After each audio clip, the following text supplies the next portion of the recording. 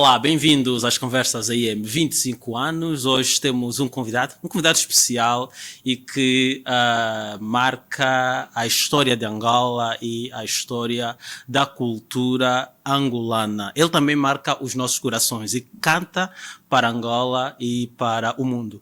O nosso convidado chama-se Paulo Flores e quero dar-lhe as boas-vindas aqui às conversas AM, com toda a emoção que está acostumado a passar-nos, com muito boa música e também muita história naquilo que canta e naquilo que toca. E vamos falar um pouco de história dos últimos 25 anos de Angola, mas também podemos recuar, se calhar 36 anos, porque está a comemorar nos últimos meses, através de uma turnê, os seus 36 anos de carreira. Paulo Flores, bem-vindos às Conversas AM. Muito obrigado, é um prazer grande. Primeiro, parabéns também por esses 25 anos, né, de influência, de retrato e de intervenção também na nossa sociedade.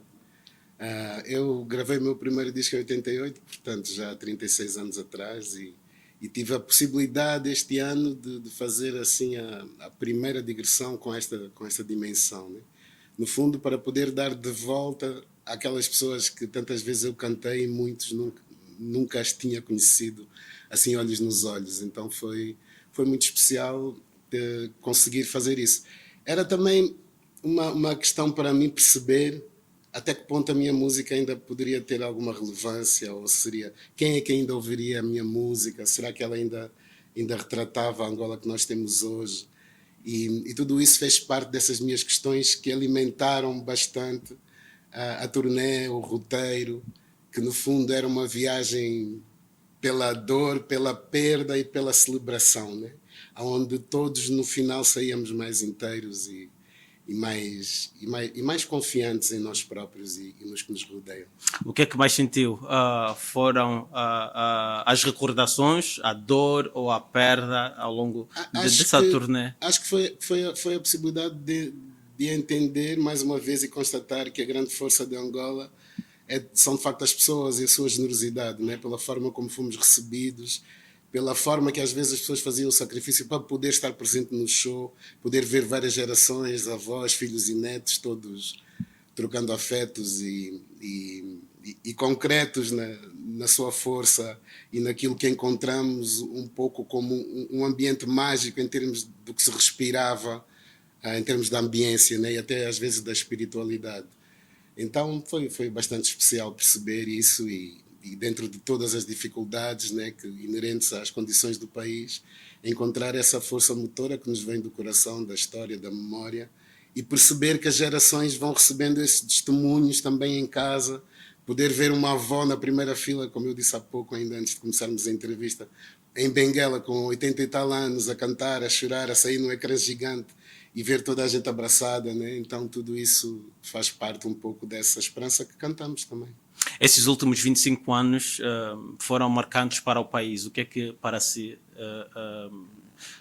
mais marcou de tudo aquilo que, enquanto angolanos, nós sentimos que aconteceu ao longo desses 25 anos? Eu, se calhar, tive o privilégio de ser mais antigo do que a minha própria idade, né? Eu tenho 52 anos, nasci em 1972, dá-se a independência, mas eu com 12, 13 anos, às vezes mais pequeno, porque o meu pai vivia em Luanda, ficou em Luanda e eu fui com a minha mãe para Lisboa. Eu vinha a Luanda todos os anos nas férias, né? Nas férias grandes e às vezes nas férias de Natal. Então aqui eu encontrei exemplos, imagens de uma sociedade que parece que sempre que eu voltava lá eu sentia falta de estar aqui, né?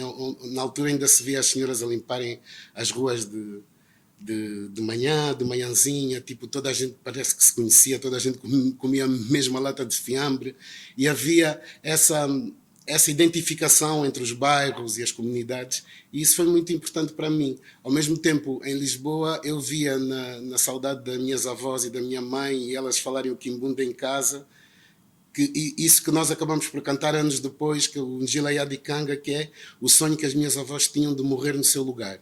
E eu acho que a diáspora tem essa força no sentimento que é de estar distante, mas todos os fins de semana celebrar com Funge, ouvindo a música de Angola. Lembro-me que a minha avó, depois de viver mais de 10 anos em Lisboa, ainda me dizia: Paulinho, não subir à noite que chama a cobra.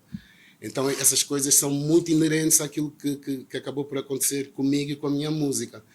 E essa infância acho que é o mais marcante, e são essas memórias que me deram se calhar essa nostalgia poética, mesmo nos exemplos da música que se fazia antes, de ter um pouco essa sátira na forma de escrever, e juntar um pouco, não um apontar o dedo, mas quase juntarmos todos como culpados e inocentes, mas encontrarmos todos nessa identidade que muitas vezes nos vem da música ou de um sentimento concreto.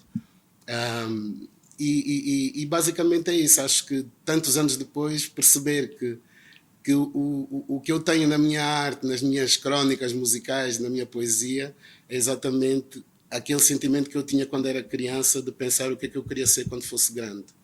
E chegar aqui, depois de tantas quedas, tantos erros, tantas coisas que não correram como nós planeamos, como a vida é, mas mesmo assim sentir esse prazer intacto, acho que é a principal. Falou do seu pai, que todos nós, de uma ou de outra forma, já ouvimos que ele foi determinante para que o Paulo entrasse na música, mas também falou há pouco tempo da sua avó e da forma como ela vivia a cultura angolana à distância. Qual é que foi o papel dela na formação do homem que hoje é o Paulo Flores? Não é só ela, são elas mesmo. Principalmente nesse caso as da parte de mãe, que eram da zona do Bengo, do parte do pai de Benguela, mas as minhas avós do Bengo, elas falavam em Kimbunda em casa e entre elas, né? Ouviam as músicas antigas do Juju Toni, David Zé, Arthur Nunes. Então eu tinha sempre essa identificação. Por outro lado, o meu pai era discotequeiro aqui, que tocava em várias festas, recebia música do mundo inteiro. Então muitas vezes Luanda, nessa altura, estava à frente de Portugal no tempo em que recebia as músicas. O meu pai teve o Thriller do Michael Jackson e nós só recebemos em Portugal mais 6 meses depois. E eu já tinha aquilo gravado numa cassete. Mas, essencialmente, para além desse amor à música, à memória e à cultura, e sentir-se falta dessa cultura, né? Eu acho que o principal ingrediente da minha formação é o amor e o afeto que eles todos me tinham. Com dificuldades, com separação ou não, eu sempre me sentia a criança mais amada do mundo, seja pela minha mãe, pelas minhas avós, como pelo meu pai. E eu acho que é isso que eu retribuo e que ainda tenho presente como uma chama acesa na minha música, né? Também pela memória deles e de tudo que nos ensinaram.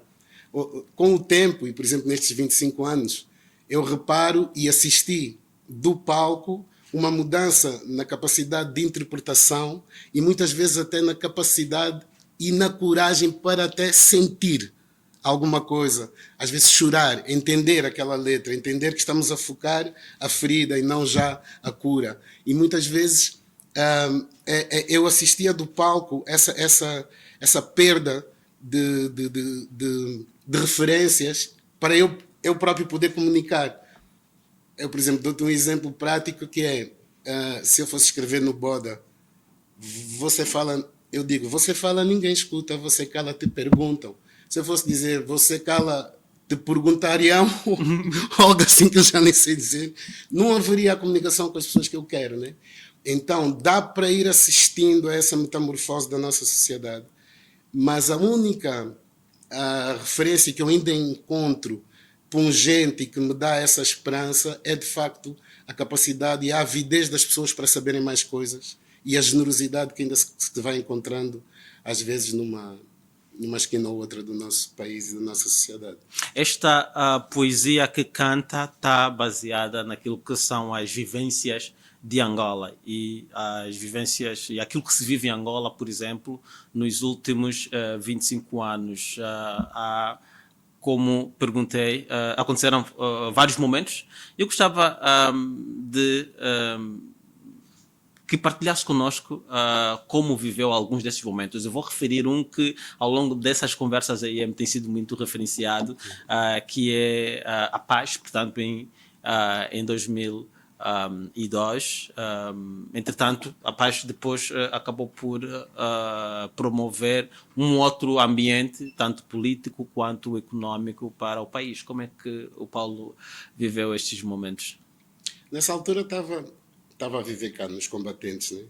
E foi de facto, naturalmente, aquela sensação de alívio, de alguma forma de deixar para trás tantas mágoas, tantas incertezas em termos do ambiente, da energia que se viveu. Acho que foi incrível, como já tinha sido em 92, né?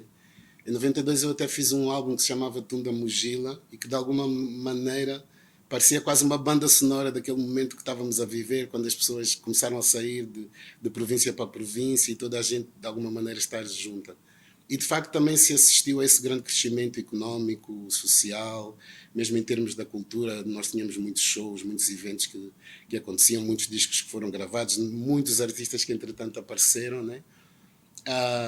E pronto, foi assim que eu vivi, acho que como todos nós, com essa esperança das coisas endireitarem-se.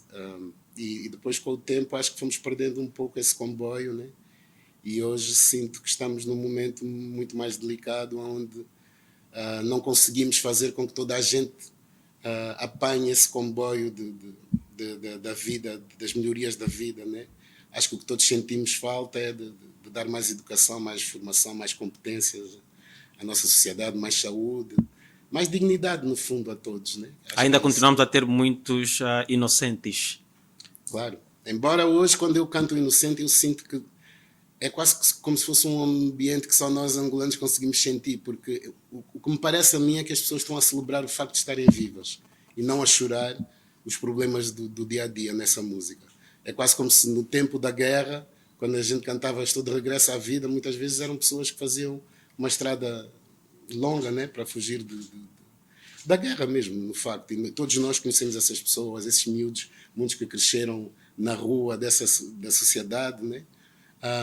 E o Inocente tem essa carga, eu sinto muito isso. Lá fora é também muito recebido porque é uma música em qualquer parte do mundo que eu canto. Se as pessoas conhecerem a minha música, existe essa sensação de celebração, no fundo, de estarmos vivos e inteiros, apesar de todas as dificuldades. O que é que sente cantando músicas antigas, algumas delas mais recentes, e sobre os mesmos problemas? Falou há pouco tempo sobre a maturidade de interpretação da própria audiência. O que é que sente? É as coisas não estarem a mudar ou a arte em si ter esse grande poder de aliviar a dureza da realidade e de nos fazer olhar para a vida com mais leveza? Sim, eu por acaso, pronto, eu quando comecei era mais um pouco para ir um bocado contra a minha timidez, né? Era a forma que eu tinha de me expressar, não tinha essa ideia nunca de ser famoso. Aliás, a minha personalidade não é muito de estar nas luzes, né? Fui aprendendo isso com o tempo, mas as pessoas e as suas mensagens e coisas que me foram dizendo durante esse percurso, deu para perceber que de facto não era só eu que sentia essa dor, aquilo que está espelhado nas minhas letras. E deu para perceber que existe uma dimensão maior, de facto, da arte ser também uma maneira que as pessoas têm de aliviar a sua dor, ou de se expressar, ou de se identificarem com aquilo. Há histórias que eu não gosto de contar, porque elas são tão pessoais de quem me contou, que eu prefiro guardar para mim, mas tem de facto relatos quase da música como o Inocente salvar a vida de pessoas que não tinham capacidade sequer de ir para a escola e tinham que ouvir todos os dias essa música. Até histórias de batalhas, dos tropas voltarem da guerra e porem na cassete, tipo Cabelos da Moda, esse tipo de música. É muita história muito, muito forte, né? E é como eu digo no Boda, porque também a minha música tem essa característica de nós dançarmos a música antes de a ouvir. E quando eu digo que se vai perdendo a capacidade interpretativa, tem muito a ver com a perda que temos ou o fraco sentido do ensino que temos, da educação que temos. Não estou a falar da inteligência emocional. Essa capacidade nós ainda temos. Muitas vezes eu lembro de muitas pessoas cantarem aquela minha música Serenata Angola, explorador dos oprimidos, fora. E 90% das pessoas cantavam chora. E eu nunca corrigi. Porque eu sei que o sentimento que está lá no fundo é exatamente o mesmo. Percebes? Mas as pessoas, é quase como se eu sentisse que as pessoas não acreditavam que o que estava a ser dito era mesmo fora. Fora. Mas o sentimento emocional estava lá, porque no fundo era uma dor, né, que criava toda essa conversa que a música acaba por dizer. Se calhar perdi-me um pouco na tua Não, pergunta. não, não. Eu acho que respondeu-a e eu iria insistir aqui com, portanto, linkando primeiro essa capacidade interpretativa à própria liberdade de expressão.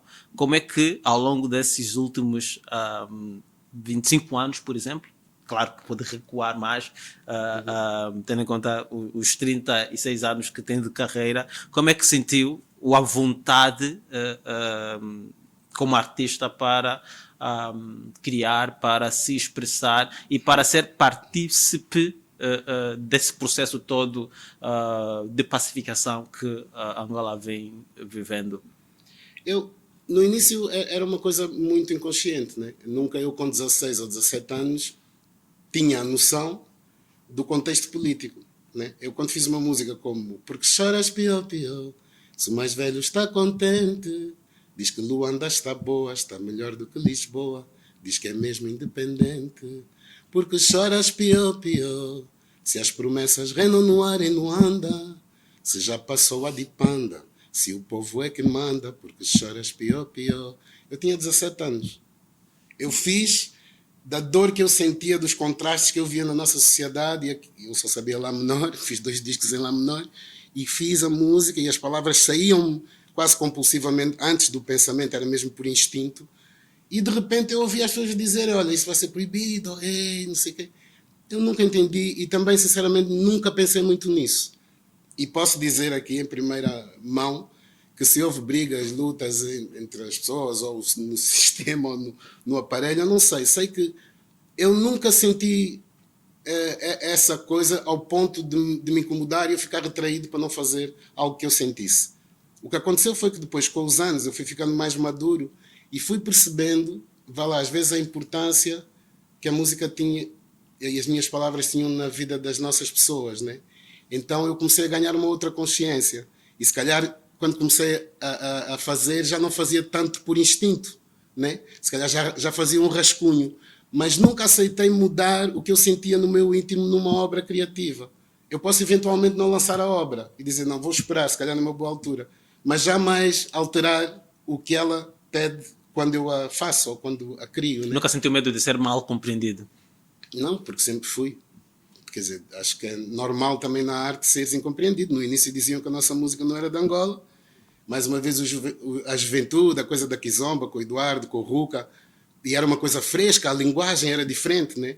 Eu anos depois percebi que a minha linguagem já era o Semba, embora os arranjos do Ruka e do Eduardo fossem na Kizomba, mas a minha linguagem, a minha métrica, a minha forma de sentir tem muito a ver com essas referências da avó, dos discos do pai, e é isso que está dentro de mim. Agora, nunca... E também sempre me senti acarinhado por todas as partes, percebes? Mesmo aqueles... Muita gente nunca gostou muito de mim, há pessoas que dizem que eu sou contra, mas no fundo eu sou um artista, né, que estou à procura de criar, de expressar e de retratar a nossa sociedade de uma forma até acho bastante sensível e carinhosa. Mas nestes últimos 15, 10 anos, em algum momento sentiu maior pressão, maior incômodo? Claro. Mas Pelo histórias, que... acho que as outras pessoas passaram pior. Aconteceram várias coisas, claro, várias histórias que muitas vezes existe uma pressão, existem algumas ameaças, alguém que chega e diz que está a dar um recado de outra pessoa, alguém que vai levar mensagens erradas da minha parte, né? Então isso sempre aconteceu, tipo pessoas lá fora que queriam contratar e depois aqui diziam que eu não estava, que eu não queria, que eu não podia e levavam outras pessoas, quer dizer, já aconteceu de tudo um pouco, né? Mas eu sou tão grato quando eu não esperava nada de nada, eu fazia música para desabafar, né? E estar aqui hoje e poder representar os angolanos e ter tanta gente de Angola, e não só que gosta e que se revê em mim e nas minhas palavras, acho que isso é...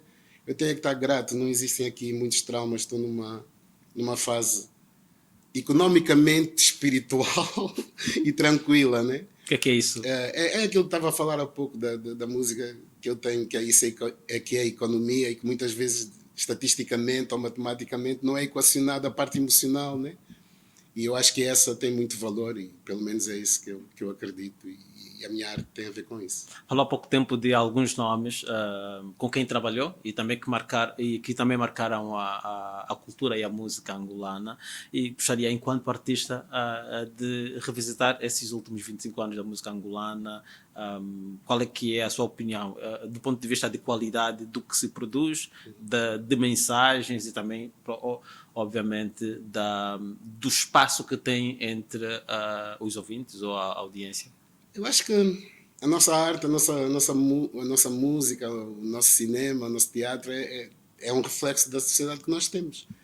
O que eu considero importante é nós darmos chance de toda a gente se mostrar e de se expressar. E se não estivermos satisfeitos, temos que educar melhor, temos que formar mais pessoas, temos que ter mais competências. Muitas vezes não precisamos de ser todos doutores, mas competências que permitam às pessoas ter empregos e sustentarem as suas famílias. Então, eu sou um entusiasta da juventude. A juventude é quase como se me salvasse sempre, de novo. E vou procurando manter-me também vivo e fresco, ouvindo, procurando, muitas vezes estando perto dos jovens. Entendo que muitas vezes, lá está, é a base, é o que tu tens desde casa. Né? Se calhar se a tua família, a tua mãe é alcoólatra, o teu pai não está, ou morreu, ou esse tipo de situações que são muitas vezes comuns na nossa sociedade. Porque uma das coisas que aconteceu nessa digressão foi eu perguntar antes da minha velha, da música Minha Velha que eu fiz para a minha avó Cancã, quem é que já tinha perdido a mãe ou a avó, né? E 99% das pessoas levantavam a mão. E pessoas de 50, 60 anos é normal. Pessoas de 14, 15, 20 já não é tão normal. E isto é a sociedade que nós temos e que nós temos a capacidade de nos levantar repetidamente. Né? Muitas vezes as pessoas dizem que só gostamos de festa. Não, nós celebramos o facto de estarmos vivos. Estás a ver? E acho que temos que começar a mudar esses preconceitos sobre nós próprios. E é isso que me deixa. E isso também é a economia, quando falamos um pouco. É as pessoas sentirem-se melhor, mais, com uma autoestima mais elevada, que também fez parte dessa digressão, dar de volta, ir perto das crianças, falar-lhes que têm valor, que são válidas e instigar também a sua criatividade. Esta arte e cultura, ou cinema, a dança, como referiu, que se produz e que se faz em Angola, já satisfaz? Falou um pouquinho sobre a satisfação, se estamos satisfeitos ou não com o que nos chega ou com o que produzimos e, portanto, enquanto indivíduo, enquanto homem de cultura, está satisfeito com o que já se fez até aqui? Eu estou satisfeito com o resultado que nós temos, com as condições que nós temos. Eu gostaria que tivéssemos muito mais condições e muito mais produção de conteúdos, né, artísticos, mas para se fazer isso com alguma sustentabilidade tem que haver de facto também mais formação e mais preparação. Acho que nós fazemos muito pela intuição, pela atitude, e é por isso que hoje em dia se calhar os grandes hits são adoços, né? De uma menina que está em casa, faz uma dica e o DJ pega e lança, porque no fundo faz-nos sentir bem. Faz-nos sentir bem, é tipo, como é tipo, eu não fico triste, estás a ver? Isto é uma poesia, hoje em dia, que é um retrato tão forte que se calhar eu vou estar aqui a pintar o samba, canto da avenida, eu entendo historicamente o valor que pode ter esse retrato. Mas eu não fico triste. É uma coisa que espelha o que é que os meninos e as meninas estão a sentir. Estás a perceber? E é isso que às vezes nós, a nossa geração e aqueles que são mais preparados não têm.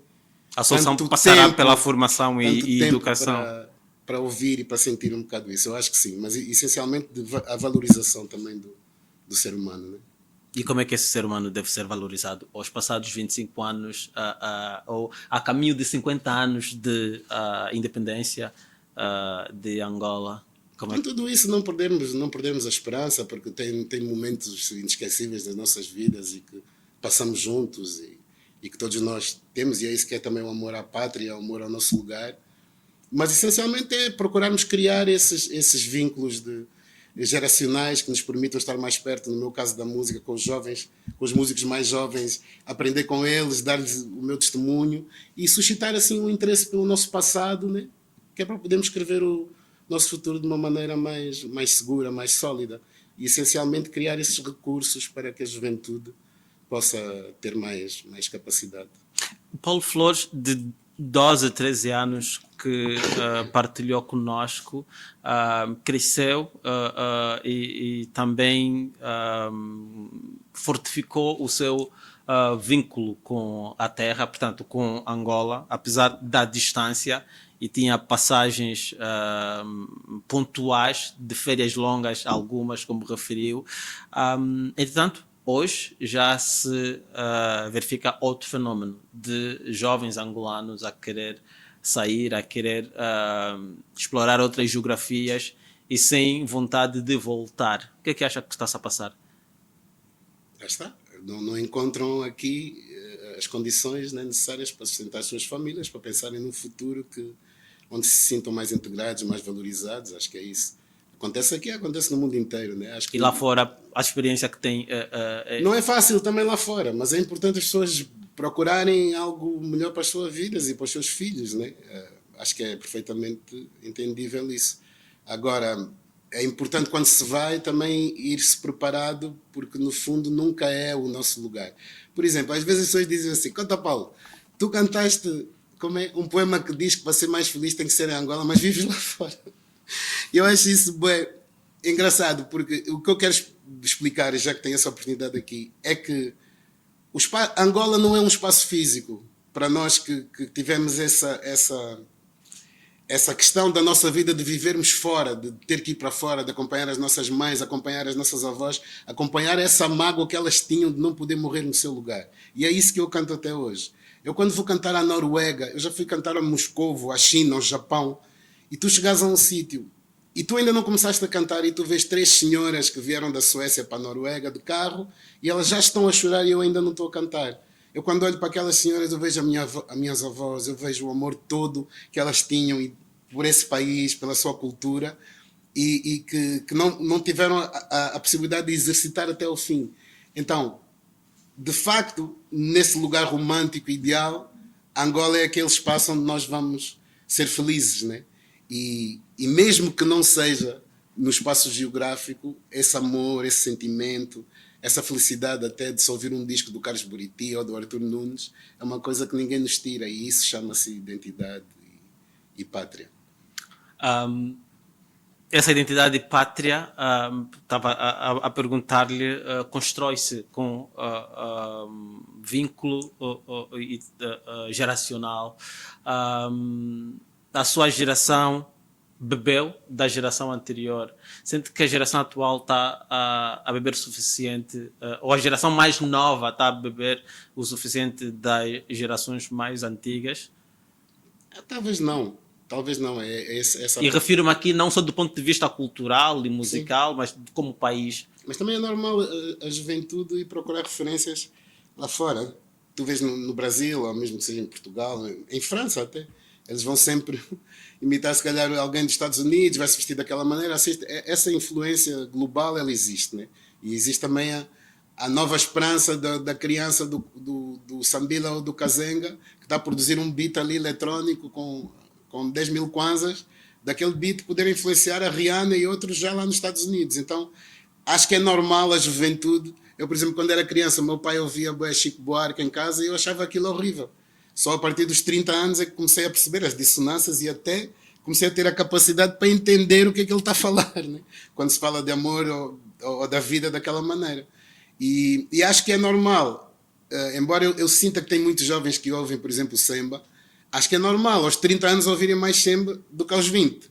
E acredito que se nós continuarmos a valorizar a nossa história e a falar sobre isso e pôr os músicos a tocar, que se calhar vai se tornar normal, como noutros países, como no Brasil tens o samba também ser assim conhecido e valorizado mais do que tem sido, embora eu acho que está bem melhor do que quando eu comecei. Quais foram as suas grandes influências musicais ao nível internacional? Fala bastante sobre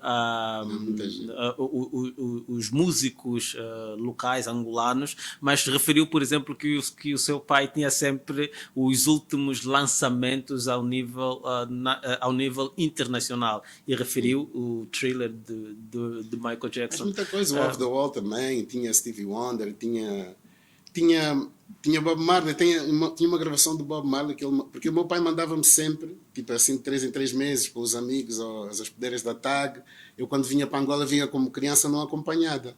Então, a minha ligação com a TAG é muito essa, das senhoras que me traziam, a Manuela, outras amigas do meu pai, às vezes o Finocas, o comissário do bordo. Então, tinha muito essa ligação. O que é que estás a perguntar? Eu Desculpa. estava a perguntar aqui sobre as suas influências internacionais. Yeah, porque e o meu pai ouvia, como eu disse há pouco, Chico Buarque, por exemplo, ele ouvia o sanfoneiro, como é o Luís Gonzaga. Foi das minhas primeiras influências assim internacionais. O Luís Gonzaga, depois tinhas a própria Alcione, e depois eu com 8 anos houve aqui o projeto Calunga. E eu fui com o meu pai à velha guarda, que era ali no Largo do Pelourinho, pelo que eu me lembro, porque às vezes também, eu não sei se é uma memória histórica ou romântica, né? Mas sei que estava lá na velha guarda, que era assim que se chamava, e o meu pai, a pôr a música à tarde, estavam todos esses artistas. Estava o Cota Bonga, estava a Clara Nunes, o Chico Buarque, o Martim da Vila, a Alcione, o Djavan, estavam todos aqui em 1980 nesse projeto Calunga. Então todos eles eram influência, e depois pá, música americana, música latino-americana, desde Papaitos e toda aquela, até o Falsos Papetes, o Luís de Moraes, música de Cabo Verde. Eu tenho uma gravação também com 8, 9 anos, na casa do meu pai nos Coqueiros, no prédio da Cidade Limpa, em que estavam os tubarões lá em casa, porque naquela altura, eles quando vinham, o meu pai era amigo tipo do Bana, do Lionel, desses todos, do Paulino Vieira, então eles ligavam, Cabé, estás aonde? Para fugir um pouco à formalidade da altura, né? E iam muito para a casa do meu pai, então eu tenho uma gravação em cassete, com os tubarões a cantarem, e eu também lá no meio deles, a tocar uma espécie de reco-reco. Tanto que depois, mais tarde, os tubarões tornaram-se os meus padrinhos assim de shows ao vivo. Portanto, tipo, a minha relação foi muito intensa e tive essas influências todas, ter o privilégio de lidar com toda essa gente, para além dos músicos de Angola também, né? Cantei, eu com 18 anos fiz um show, eu, o Cota Bonga e o Tatalando. Tipo, sei lá, é quase um sonho, né? Então, para mim, pessoas que me influenciaram muito, o Cota Bonga muito naquela coisa da gíria, um pouco também em teres a coragem de contar só a tua história, né? Tu não vês o Cotabonga dizer, fui a Paris, e ele foi. Tu vês que ele vai contar sempre o amigo dele, o João Citrone, estás a ver as cenas. E depois o Tetalanda acho que foi a minha maior influência em termos da emoção, da saudade, de sentir falta da terra, de dizer como é que tu falas de alguém ou de um lugar que tu amas, estás a ver? De uma maneira que só nós é que consigamos fazer. Eu acho que eu nunca poderia fazer uma música, a minha velha, se eu não tivesse ouvido o Tetalando, né? Tipo, eu vou voltar, ou Mamã Grande, estás a ver? E eu fiquei ali 2 anos a tentar fazer essa música minha velha e eu não conseguia, com bem de poesia. Até que um dia eu sentei-me, e era uma garrafa de Martini, e eu fiz exatamente o que tinha acontecido, o que eu me lembrava. E depois eu falei do Mata-Bicho e aquilo tudo que tornou aquilo tão pessoal e tão angolano, ao ponto de eu, em 2009, ir tocar no Teatro de la Ville, a Paris, o álbum Ex-Combatentes, e fazer uma conferência com alunos de uma universidade em França que davam a disciplina de português, e a música que eles estavam a estudar, que mostrava e exemplificava a evolução da língua portuguesa nos vários países, era a minha velha. E tudo nasce da emoção, nada tem a ver com técnica, nem com perfeição, nem sequer com muito estudo. É exatamente do sentimento e desses afetos que eu digo que são o meu principal ingrediente. Aos 25 anos, quem era o Paulo Flores? Pois. Quem era e como era?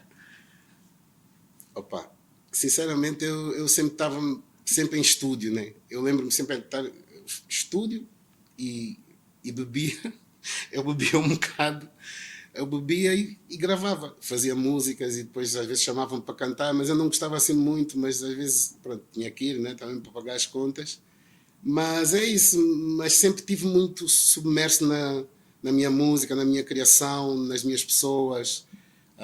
E se calhar também naquelas coisas que sempre me marcaram desde criança, nos contrastes todos que eu assistia. Primeiro, entre aqui, né, o Muro de Berlim, estás a ver, chegar lá a ver como é que em Portugal falavam, por exemplo, dos Jogos Olímpicos de de Los Angeles em 84, como é que aqui se falava, por exemplo, dos Jogos Olímpicos de 80 em Moscovo, como é que aqui se falava dos Jogos Olímpicos de Los Angeles, e tu estás a ver homens a voar e aqui estás a dizer que não está muito bom. E eu, como criança, eu olhava isso tudo quase como se eu tivesse já um sentido crítico, né? Porque isso tudo estava nos meus olhos de criança. Não sei se lembras de um filme que se chamava O Tambor. Sabes? Não sei se era da Jugoslávia, que era um miúdo que não queria crescer. E ele tinha um grito, porque ele assistia a coisas, né? Tipo, que ele não compreendia. Então ele tinha um grito bem agudo que rebentava com os vidros todos, né? E ele, por não concordar com o mundo, ele não crescia. Imagina, eu via sempre de férias e eu via todos os anos aquele filme. E eu não conseguia parar de ver. E de certeza que aquilo não era para a minha idade. Mas esse tipo de... um pouco de rejeição ou de não integração emocional e às vezes mesmo física, né? Tipo, era uma coisa que estava muito presente e que muitas vezes ainda era uma mágoa que continuava comigo mesmo quando eu compunha. Aos 25 anos vivia algum tipo de mágoa? É um pouco essas coisas que nos marcam. Então, se calhar é por isso que na minha música, nessa altura, havia muito essa coisa da saudade, de eu cantar coisas que o meu pai ou a minha avó, os outros me diziam, né? Tanto que há pessoas... E é um pouco verdade, a minha música é mais antiga do que eu. Eu tenho 52, como eu disse há pouco, e há pessoas que têm mais de 60 anos, não quero exagerar, mas há pessoas mesmo mais velhas, que dizem que ouvem a minha música desde criança. E isso são várias pessoas. E eu acho que isso tem a ver com esse imaginário, com essa dimensão das coisas que eu conto, que muitas eu nem as vivi, quem as viveu foram os mais velhos, né? Mas são referências que eu também fui pondo na minha música. Então, aos 25 anos, acho que eu devia ser inconformado, né? E procurava na minha música encontrar formas de equilíbrio para mim e para a minha comunidade. Como é que ultrapassou esse momento? Acho que com a idade, com os filhos, né? Tipo, vais ganhando uma outra tranquilidade. Também percebes que não podes salvar todos, né? Porque isso muitas vezes pode te afundar quando tu sentes que tens uma responsabilidade de fazer algo por toda a gente e não tens essa capacidade. Podes ajudar quem pode, se calhar comecei também a ajudar-me a mim um pouco para poder estar um pouco mais equidistante quando fosse compor. Não queria ir compor, por exemplo, com mágoa, né? Queria compor de uma maneira limpa, fresca e intuitiva. Basicamente é isso. E depois, sei lá, com os filhos, com a família, com tudo isso, tu vais encontrando uma paz que te permite depois, como acontece agora, ter muito prazer às vezes a cantar as primeiras músicas. Que houve uma altura que eu achava estranho, porque aquilo parece-me tudo desafinado, né?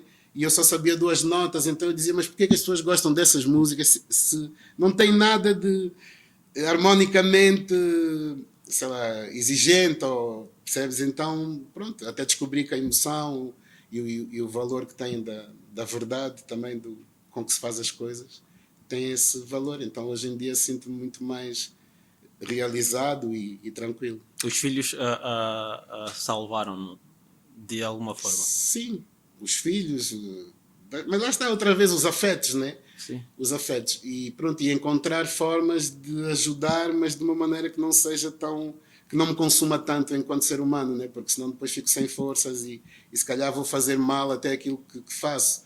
E hoje, quando eu entro em palco, cada segundo eu aproveito ao máximo. Às vezes tenho que controlar, porque dependendo do repertório que escolho, às vezes não dá para pôr muita música emotiva junto, esse tipo de coisas. Às vezes passo ali por momentos que são incríveis, de emoção, de arrepio, de controlar o choro, mas tudo com uma sensação boa, né? E perceber que as pessoas normalmente saem mais inteiras, mais dignas, sentindo-se representadas, isso também é muito forte.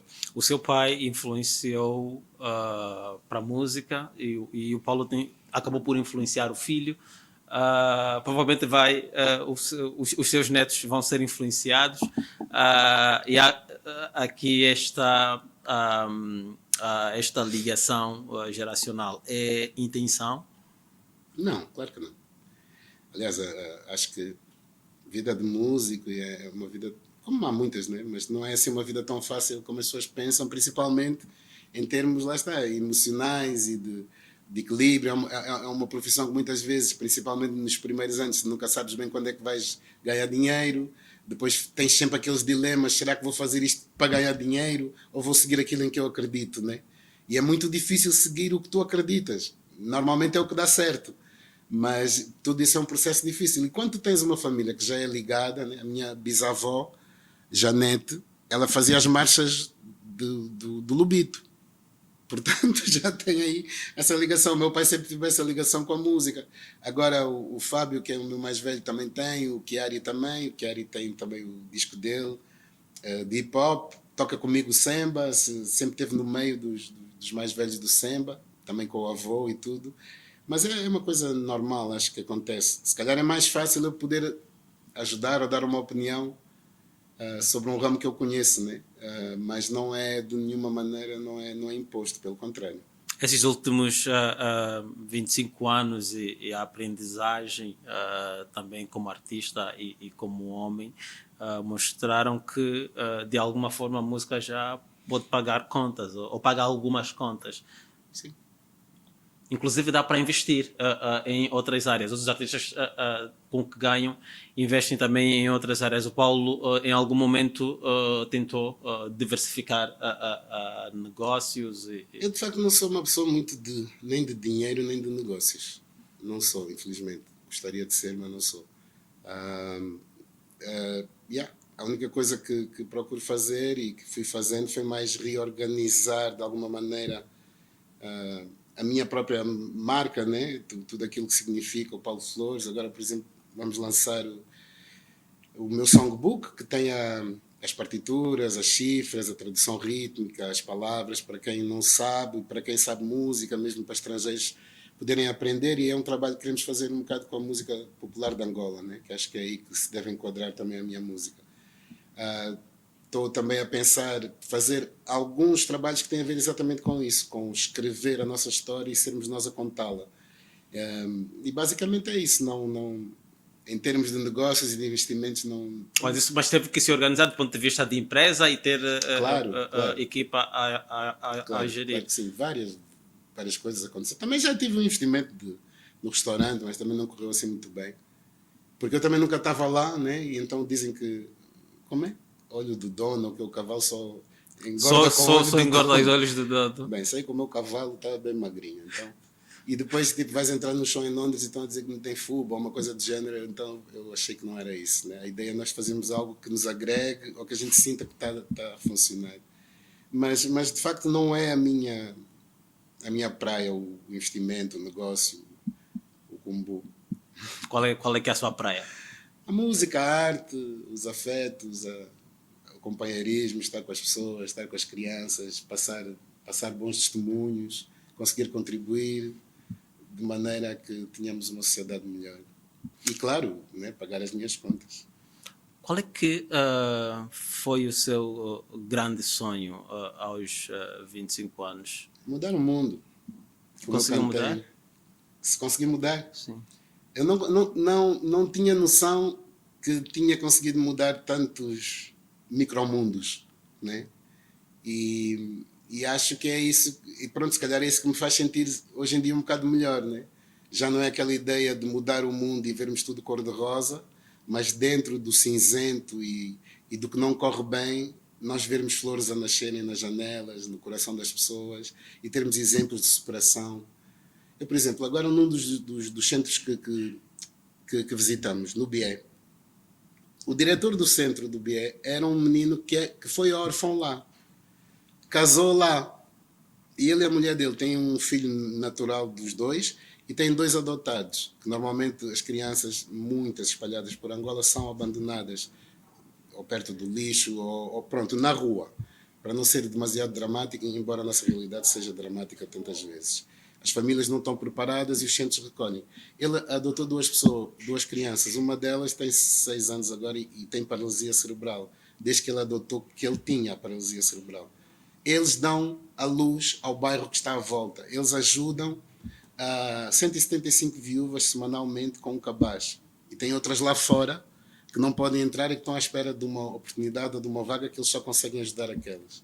Mas, no fundo, o que eu senti, o que eu encontrei também foi que, independentemente dos bajus, dos revus, da política e de toda a parte económica, existe um país que continua sem ter essa publicidade toda e que nos dá esses exemplos tantas vezes que nos fazem sentir insignificantes e ao mesmo tempo perceber que a grande força são de facto as pessoas. Paulo Flores, nós costumamos a dizer que as conversas nunca se esgotam. E eu sinto que ainda há muita conversa para ter, conseguir uma pessoa difícil de apanhar, portanto, está sempre em show, em Angola ou no mundo, mas agora que temos essa oportunidade é para aproveitar. Não vamos obviamente espremer demasiado a laranja, mas a irmos-nos embora, gostávamos de mais uma vez que mais uma vez nos pudesse contar os sonhos que ainda alimenta. O que é que quais são os seus sonhos atuais? Os meus sonhos estão nos olhos dos meus, nos olhos dos meus filhos, né? É aquilo que eu vejo, às vezes, quando vejo uma nova coreografia, quando vejo uma nova dança, quando aparece um novo kuduro que de repente se torna uma expressão cultural que acaba por aliviar tanta gente e expressar o que tanta gente sente. Então, os meus sonhos são esses, é que os sonhos dos mais jovens, sejam cada vez mais postos em prática, que as pessoas se sintam mais dignas e que cada vez se identifiquem mais com a memória, com a história e com a cultura e a arte de Angola também.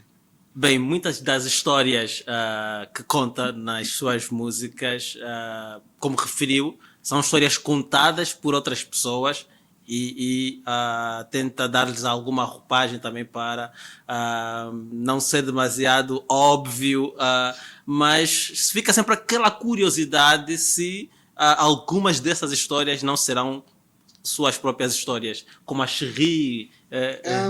Eu acho que é quase como se eu me pusesse, né, como personagem de muitas das histórias. Mas tem muito a ver com a imaginação mesmo. Imagina, Cherie era a mãe do meu primeiro filho, que eu vim para cá e vim para gravar o disco, então estava cá um tempo e estava com saudades, né? E o que aconteceu? Martini. E quando eu começo a tocar, eu imaginei que ela estava a passar na marginal. Aquilo tudo que eu estou a contar é só imaginação. É como se ela estivesse ali. E o Cherie tem aquela característica, como muitas das músicas que eu fazia nessa altura, como eu disse, era por instinto, eu nem sequer pensava. Eu pegava no violão e começava a tocar e começava a cantar palavras com melodias. As palavras é que me indicavam as melodias. Né? Foi descendo a mutamba que escalei com atenção. Então aquilo ia do início ao fim. Eu nunca parava nem nunca corrigia nada. Eu fiz o Cherie em menos de 10 minutos. É curioso isso. Tipo, a matriz do Cherie era a saudade que eu tinha da minha namorada. Mas a história de Cherie era como se eu a visse ali a descer. E continuou. Por exemplo, Menina Você Abusa era uma amiga minha, Licas, e a minha avó tinha ali a casa. Aliás, as avós. Ali na rua onde é a rua do Bolo Rei hoje, né? Por trás do Muto. Tem ali, naquela rua, e essa minha amiga, ela tratava-me sempre, é quase como se me tivesse sempre a bater um chacho, né, a seduzir-me, e eu como era tímido ficava assim meio boelo na minha varanda, e ela passa e diz, Paulinho, um dia não sei o que, essas coisas todas, e eu sentei-me e comecei a dizer, tem uma mina na minha rua, e tudo o resto, eu acho que eu devo me ter inspirado, pensando hoje, né, naquele poema do... Aí, Benjamin, o namoro. Estás a ver, né? Sim. Em que ele vai e depois dá o bilhete e faz não sei o quê. E eu disse, pô, de certeza que foi isso que me deu essa coisa de retratar passo a passo, né? Uma festa e pedir para dançar e enganar-se e aquilo tudo e levar a casa. E pronto, e até hoje são músicas que as pessoas têm mesmo no coração. É quase como se todos tivessem vivido aquela altura. E também foi uma altura muito especial, né? Os anos 80, final dos anos 80, em que nós tínhamos guerra, tínhamos as rusgas, mas nós fazíamos tudo para ir a uma festa, né? Eu lembro-me, criança ainda tínhamos o recolher obrigatório, e tudo isso está presente na minha música e no que ela representa, sem dúvida. Mas só para concluir, não existe uma regra, né? Depois com os anos tu podes até mudar. Eu, por exemplo, eu tenho uma música que é o Samba da Bênção e da Consolação, que é...